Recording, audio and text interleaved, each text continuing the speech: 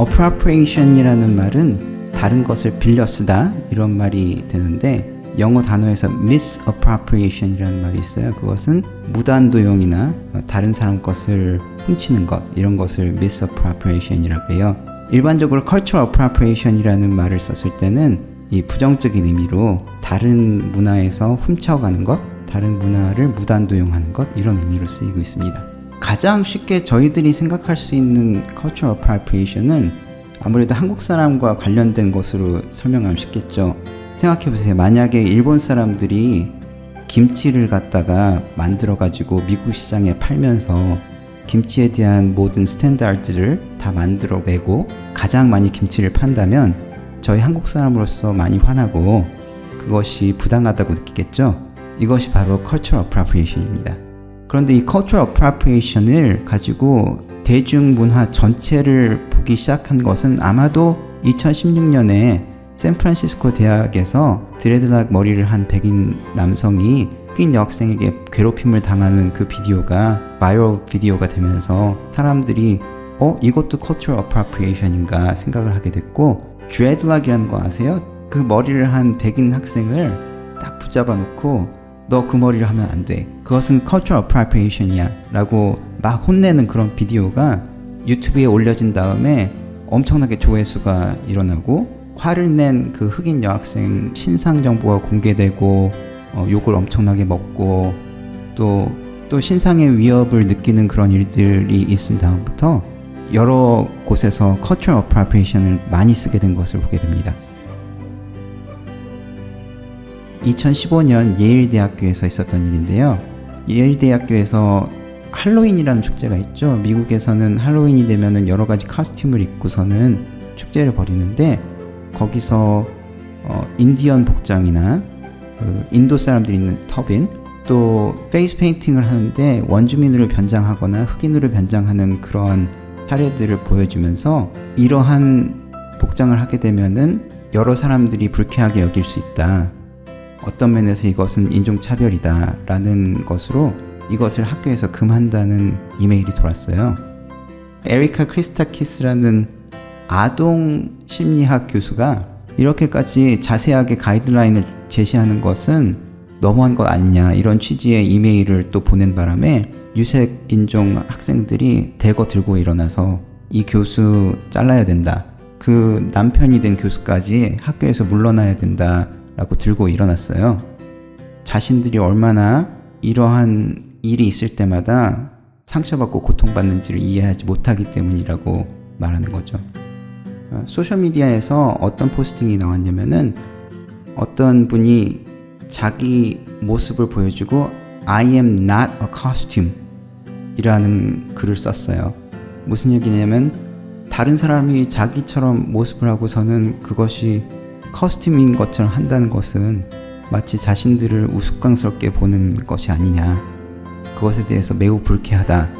그러면서 거기다가 해시태그로 cultural appropriation이라고 해시태그를 붙인 것이 많은 사람들이 공감을 얻었고 그 이후에 사람들이 cultural appropriation이라는 단어를 많이 생각하게 된 것 같아요. 인디언 복장 많이 하고 나와요. 그런데 생각해보면은 인디언들을 좋아해서 했다기보다는 마치 백인들이 점령한 인디언들을 상품화해가지고 자기들이 멋있게 보이려고 또는 자신들이 뭔가 색다르게 느끼려고 그렇게 하는 것처럼 보여서 이것은 전혀 인디언을 존중하지 않는 그런 표현으로 생각될 수가 있죠. 그런데 음악 쪽에서는 오히려 그 전부터 cultural appropriation 문제가 많이 지적이 되어 왔어요. 2013년에 VMA 어워드라고 있죠. MTV에서 주는 팝 어워드인데 그 어워드에서 많이 이슈가 된 것이 매클모어라고 랩 가수인데 그 사람은 백인이에요. 그런데 그 백인 가수가 그 당시 인기 많았던 다른 힙합 가수들 드레이크나 켄드릭 라마를 제치고 힙합상을 받는 바람에 많이 미움을 받고 아주 큰 컨트로버시가 있었어요. 그리고 올해에는 브루노 마르스가 발표한 곡 중에서 24K Magic 이 히트가 치면서 또다시 cultural appropriation 이슈가 수면으로 올라왔는데요. 브루노 마르스 저는 처음에 이분이 흑인인 줄 알았는데 이분은 하와이 사람이고 엄마는 필리핀 사람, 아빠는 푸에르토리칸이라고 하더라고요.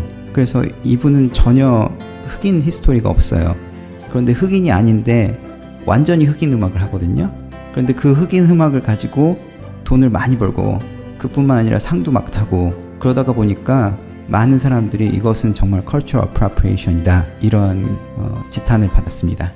브루노 마스는 자신이 억울하다고 해요. 왜냐면 자신이 듣고 자라온 음악이 흑인 음악이고 자연스럽게 나오는 음악이 흑인 음악인데 내가 들을 때는 흑인 음악을 듣는 것을 아무도 뭐라고 하지 않더니 내가 그 들어왔던 것으로 다시 음악을 만드니까 사람들이 자기를 cultural appropriation이라고 말한다는 것에 대해서 불편함을 호소했습니다. 사실 아카데미 쪽에서는 80년대, 90년대부터 cultural appropriation이 이야기가 나왔고 아무래도 그런 ethnic studies 수업을 들으신 기자분들이 cultural appropriation이라는 말을 대중문화 잡지에다가 쓰기 시작한 것이 한 2007년 이후부터인 것 같고요. 사실 반론도 만만치가 않아요. 예를 들어 존 맥코트라는 콜롬비아 대학 교수는 뭐라고 얘기하냐면요.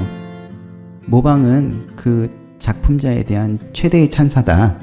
오마주나 다른 여러 문화에서 빌려오는 것이 결코 그 문화를 천대시하다기보다는 그 문화의 장점을 더 부각시키기 때문에 갑자기 이 cultural appropriation이라는 말이 사회적으로 논쟁이 되면서 좋지 않은 것으로 사람들이 받아들이고 있다. 이것은 잘못된 것이다 라고 말합니다. 그리고 또 이분이 하나 더 지적을 하고 있는데요. 보통 우리는 훔치다 그러면은 그 원래 가지고 있던 사람이 더 이상 가지지 않은 것을 이야기하잖아요.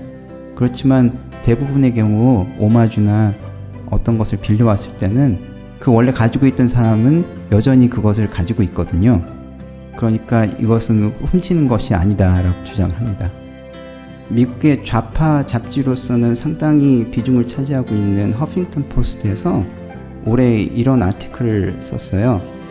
Cultural appropriation이 뭐고 appreciation이 무엇인가, 언제 우리가 이것은 문화적 전유이고 언제 이것은 appreciation이냐, 문화적 찬사이냐 라는 것을 구분할 수 있는지 아티클이 올라왔습니다.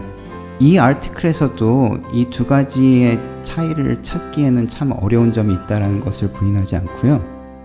가장 중요한 것은 다른 문화에서 어떠한 요소를 빌려왔을 때 그 문화에 대한 이해가 있는지, 그리고 그 문화를 최대한 존중하고 있는지, 이것이 가장 중요한 지표가 된다고 쓰고 있습니다. 또 한 요소는 어느 민족이 더 소수자이고 약자인지가 중요한 이슈이기도 하죠. 흑인들이 백인 음악을 사실 가지고 와서 자기네들 걸로 소화를 해서 락앤롤도 만들고 힙합도 만들고 그랬잖아요. 그런데 그것은 cultural appropriation이라고 볼 수 없는 거예요.